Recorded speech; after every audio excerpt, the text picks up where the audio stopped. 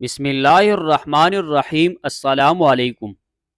ایک روز حضرت عیسیٰ علیہ السلام کا گزر ایک قبرستان سے ہوا تو وہاں ایک شخص ایک قبر کے پاس بیٹا زور و قطار رو رہا تھا۔ آپ علیہ السلام نے رونے کا سبب پوچھا تو کہنے لگا، یہ میری زوجہ کی قبر ہے، یہ میرے چچا کی بیٹی تھی، مجھے اس سے بہت زیادہ پیار تھا، میں اس کی جدائی برداشت نہیں کر سکتا۔ حضرت عیسیٰ علیہ السلام نے فرمایا، اگر چاہو تو میں اللہ عز و جل کے حکم سے تیری بیوی کو زندہ کر دوں۔ اس نے بے قرار ہو کر کہا، ہاں ایسا ضرور کر دیجئے۔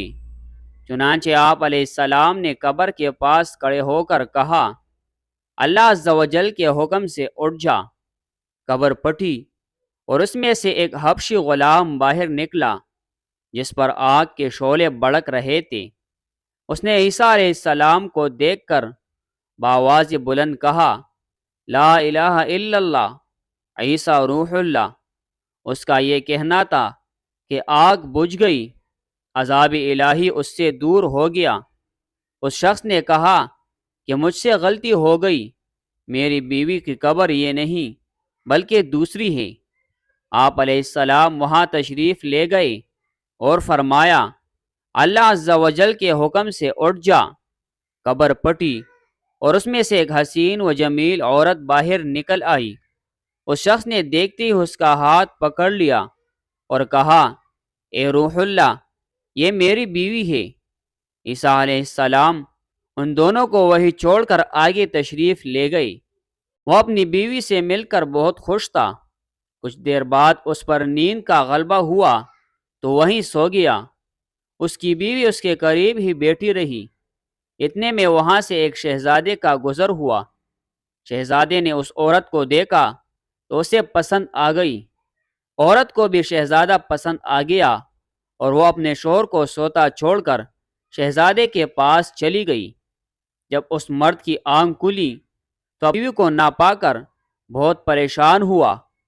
ڈھونڈتے ڈھونڈتے شہزادے کے محل تک پہنچ گیا۔ وہاں اسے اپنی بیوی نظر آئی تو کہا، یہ میری بیوی ہے۔ شہزادے نے کہا، تم جھوٹ بولتے ہو، یہ تو میری لونڈی ہے، یقین نہیں آتا تو اسی سے پوچھ لو۔ یہ سن کر اس بے وفا عورت نے فوراً کہا، ہاں میں شہزادے کی لونڈی ہوں، میں تو تمہیں جانتی تک نہیں، تم بے جا مجھ پر الزام لگا رہے ہو۔ یہ سن کر وہ روتا ہوا محل سے واپس آ گیا۔ کچھ دنوں بعد حضرت عیسیٰ علیہ السلام سے ملاقات ہوئی تو عرض کی، اے روح اللہ علیہ السلام، میری بیوی جسے آپ نے زندہ کیا تھا اب شہزادے کے پاس ہے۔ شہزادہ اسے اپنی لونڈی بتاتا ہے اور وہ بھی یہی کہہ رہی ہے کہ میں شہزادی کی لونڈی ہوں، تمہاری بیوی نہیں، آپ ہمارا فیصلہ فرما دیجئے۔